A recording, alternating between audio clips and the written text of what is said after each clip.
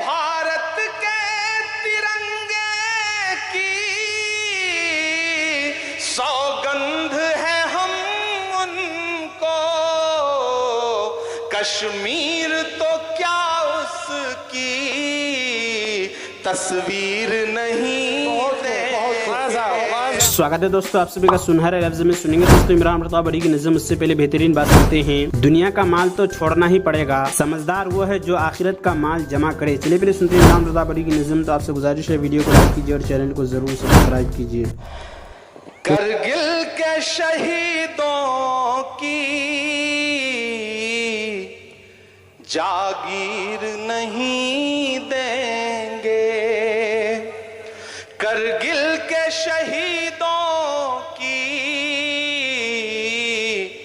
जागीर नहीं देंगे, हम जान तो दे देंगे,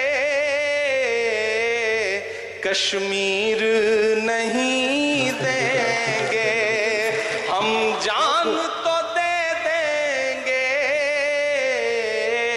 कश्मीर नहीं देंगे, नहीं देंगे। कि भारत के तिरंगे की सौगंध है हम उनको, कश्मीर तो क्या उसकी तस्वीर नहीं देंगे, कश्मीर तो क्या उसकी तस्वीर नहीं देंगे। एमडी चोपदार साहब, आपको बहुत बधाई। मैं ये बुकलेट पढ़ रहा था और इसमें 900 से ज्यादा नाम पढ़ करके मैं ये सोच रहा था कि मैं जिस जिले में पैदा हुआ हूं, जिले का नाम है प्रतापगढ़, उसमें प्रताप जुड़ा हुआ है। लेकिन आज मुझे लग रहा है कि काश मैं झुंझुनू में पैदा हुआ होता, इन सूरवीरों की इस सरजमीन पे क्यों नहीं पैदा हुआ।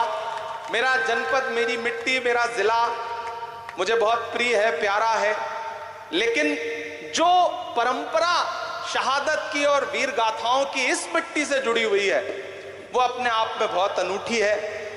एमडी चोपदार साहब ने जो कोशिश की है, मुझे लगता है कि यहाँ मौजूद एक एक इंसान को उनके लिए हाथ उठा करके ताली बजानी चाहिए, उनकी शानदार कोशिश के लिए। और वो अभी माइक पर बात करते करते भावुक से हुए कि बसें रोकी जा रही हैं।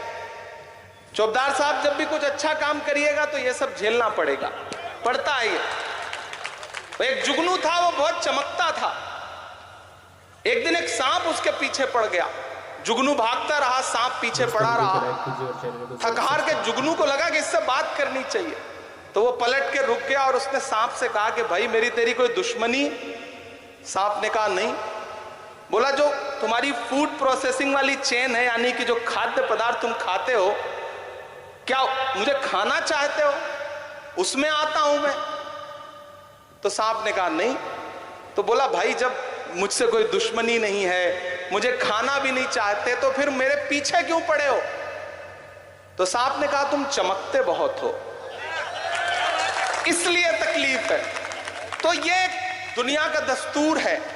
लेकिन मुनव्वर साहब ने कहा है कि नए कमरों में अब चीजें पुरानी कौन रखता है, परिंदों के लिए शहरों में पानी कौन रखता है, और वो तो हम हैं जो बचाई है विरासत वरना सलीके से बुजुर्गों की निशानी कौन रखता है। दोस्तों नज़म सुनने के बाद आप अपनी राय में क्या कहना चाहते हैं वो नीचे कमेंट बॉक्स में जरूर बताएं। ये दोस्तों मुंतखबात इस किताब से कुछ अहादीस सुनते हैं। हजरत अबू हुरैरा रज़ियल्लाहु अन्हु फरमाते हैं कि जो शख्स अच्छी तरह वजू करता है फिर नमाज ही के इरादे से मस्जिद की तरफ जाता है, तो जब तक वो इस इरादे पर कायम रहता है उसे नमाज का सवाब मिलता रहता है। इसके एक कदम पर एक नेकी लिखी जाती है और दूसरे कदम पर उसकी एक बुराई मिटा दी जाती है।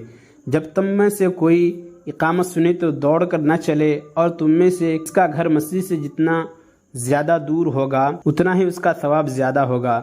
हज़रत अबू हुरैरा रज़ियल्लाहु अन्हु के शागिर्दों ने ये सुनकर पूछा कि अबू हुरैरा, घर दूर होने की वजह से सवाब ज्यादा क्यों होगा? फरमाया इसके लिए कदम ज्यादा होंगे।